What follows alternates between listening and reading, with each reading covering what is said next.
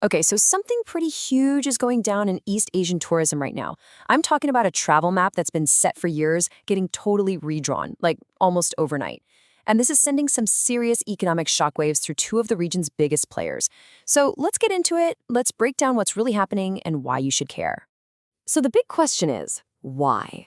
Why are millions of people all of a sudden just changing their plans? I mean, what causes a shift this big, this fast, away from one of the most popular places on the planet to the country right next door?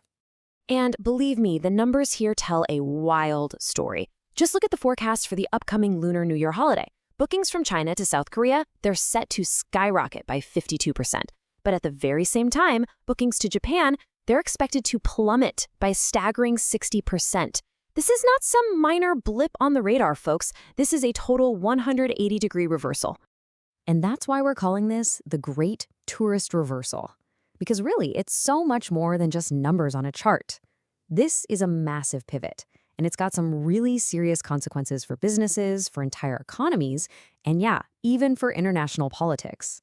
You know, for as long as we can remember, Japan has been the spot for Chinese tourists. The weekend, the culture, it was a no-brainer. But now, that's all changing, and it's changing fast.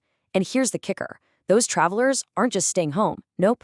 They're all heading to South Korea. And it's kicking off a tourism boom that people there haven't seen in like 20 years. All right, so let's dig into the why. What's pushing tourists away from Japan? Well, it turns out it's not just one thing. It's really a perfect storm of political drama mixed with some very real practical concerns. Okay, so the spark that lit this fire really happened back in November of 2025. Japan's prime minister made some comments suggesting they might get militarily involved if something happened with Taiwan. And wow, the backlash from Beijing was instant and it was strong. By December, just a month later, Chinese arrivals had already dropped by 45%. Then January hits, China issues an official travel advisory, and boom, flight cancellations just go through the roof. And it wasn't just about the politics, either. Those official warnings from China were sort of the tip of the iceberg. Suddenly, travelers were also getting worried about public security. There was some recent earthquake activity. And then you even had reports of avian flu popping up. You put all that together, and it's a pretty powerful reason to start looking for a different vacation spot. And the impact was immediate. Just look at this number. Scheduled flights from China to Japan for the holidays were slashed by nearly half, 48%. You gotta understand, airlines don't just cancel flights like that for no reason. That only happens when demand absolutely tanks. This is the market reacting, right before our eyes. And if you want to see what this looks like on the ground, just listen to this quote from someone working at a travel agency in Tokyo. A 90% decline in sales. I mean, can you imagine? That's just devastating for a small business. It really shows you how these high-level political tensions can hit the lives of regular people hard. Okay, so while all this is happening in Japan, its neighbor, South Korea, was basically perfectly positioned to catch all these tourists. And this wasn't just dumb luck. Oh no. South Korea saw the opportunity and played its cards absolutely brilliantly. I mean, just look at the difference in approach. It's night and day, really. On one hand, you have Japan, kind of bogged down in diplomatic friction. And on the other, you have South Korea, actively working to improve its relationship with Beijing and, this is key, making it super easy for people to visit by offering visa-free entry for tour groups. So what was South Korea's secret sauce? Well, that visa-free policy was a huge deal. It just removed a massive headache for travelers. But then you add a weak Korean won, which makes everything feel like a bargain. Then you sprinkle in the global obsession with K-culture and top it all off with those warming diplomatic ties. I mean, that's a pretty irresistible package, right?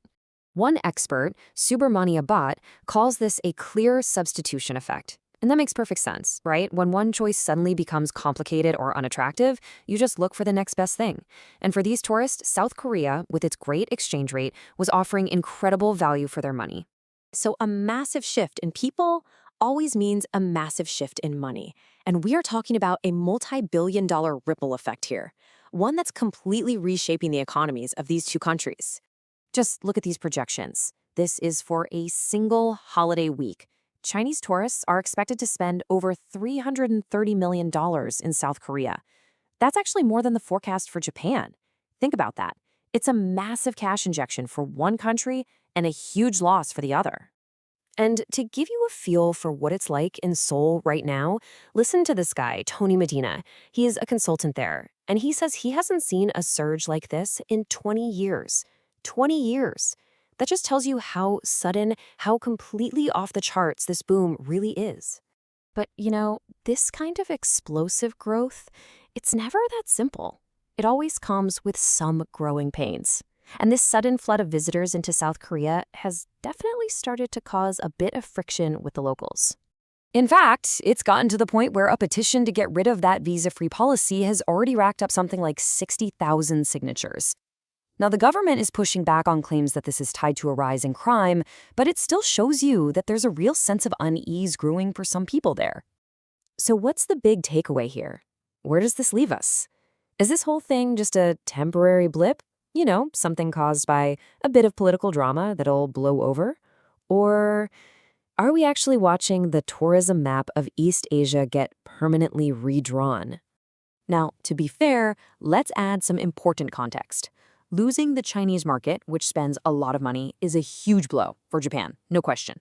But their overall tourism industry is still incredibly strong. They still had a record 42.7 million visitors last year.